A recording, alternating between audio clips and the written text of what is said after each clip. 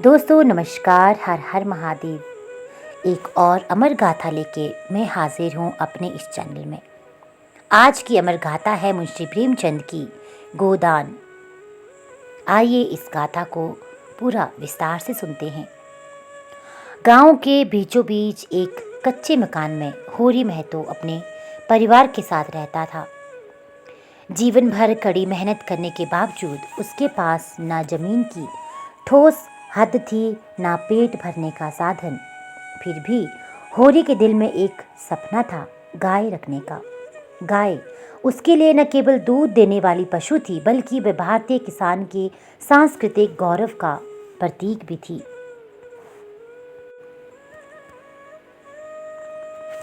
लेकिन होरी के लिए जिंदगी इतनी आसान नहीं थी। उसकी पत्नी धनिया सीधी सादी लेकिन तेज तर्रार स्वभाव की महिला थी। जब भी होरी उदासी से कहता, हमारी तो किस्मत ही खराब है, तो धनिया फट से जवाब देती, किस्मत खराब नहीं है, इंसान अगर हिम्मत करे तो पत्थर भी पानी दे देता है। होरी ने एक दिन सोचा, कैसे भी करके मुझे एक गाय खरीदनी है। उसने अपने कुछ रिश्तेदारों से पैसे उधार लिए और पास के गांव से एक सुंदर सी गाय खरीद लाया। घर में गाय के आने से पूरा परिवार खुश था। बच्चों की आंखों में चमक थी और धनिया तो जैसे खुद को महारानी समझने लगी। लेकिन खुशी ज्यादा दिन टिक नहीं पाई। होरी के पड़ोसी हीरा और उसके भाई लाला को ये बात खटकने लगी। अरे, इस होरी के पास तो गाय आ गई, अब गांव में इसकी इज्जत बढ़ जाएगी। हीरा ने सोचा और एक रात उसने गाय को जहर खिला दिया।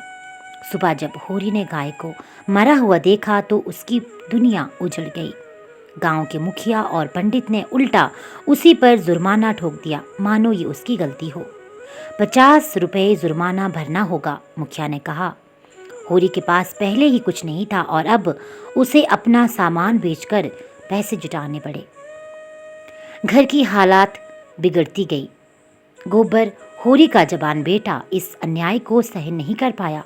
वह कहता, बापू तुम इतने सीधे क्यों हो? सब तुम पर अत्याचार करते हैं और तुम सहते हो। होरी केवल मुस्कुराता और कहता, बेटा जिंदगी सहने का ही नाम है, भगवान सब देखता है। लेकिन गोबर के मन में विद्रोह था और उसने गांव छोड़ने का फैसला कर लिया और शहर चला गया। शहर में गोबर को नई दुनिया मिली। वहां उसने अपनी मेहनत से काम शुरू किया, लेकिन वह गांव की समस्याओं को भुला नहीं पाया। इस बीच गांव में होरी और धनिया पर एक और मुसीबत आ गई। उनकी बेटी रूपा बड़ी हो रही थी और उसकी शादी के लिए दहेज जुटाना मुश्किल हो रहा था। गोबर ने शहर में रहते हुए झुनिया नाम की लड़की से शादी कर ली, जो खुद एक गरीब घर की थी। जब वह झुनिया को गांव लाया तो पूरे गांव में हंगामा मच गया। इसने बिना जात पात देखे शादी कर ली, लोग कहने लगे। धनिया ने झुनिया को घर में जगह दी, लेकिन समाज के तानों ने होरी का मन दुखी कर दिया। वह अपने बेटे से कहता, तूने जो किया उसमें कुछ गलत नहीं, लेकिन समाज इसे कब मानेगा? समाज के ताने, साहूकारों का कर्ज और जमींदार का शोषण, इन सब ने होरी को तोड़कर रख दिया। उसने अपना सब कुछ खो दिया। एक दिन जब वह खेत में काम कर रहा था तो उसकी तबीयत खराब हो गई। घर लौटकर वह चारपाई पर लेट गया।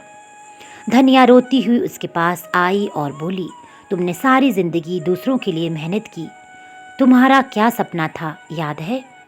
होरी ने कमजोर आवाज में कहा, हाँ मुझे गोदान करना था, लेकिन मेरे पास कुछ नहीं बचा। उसने पास ही मिट्टी को हाथ में उठाया और कहा, यही मेरी गाय, इसे भगवान को अर्पण कर दो।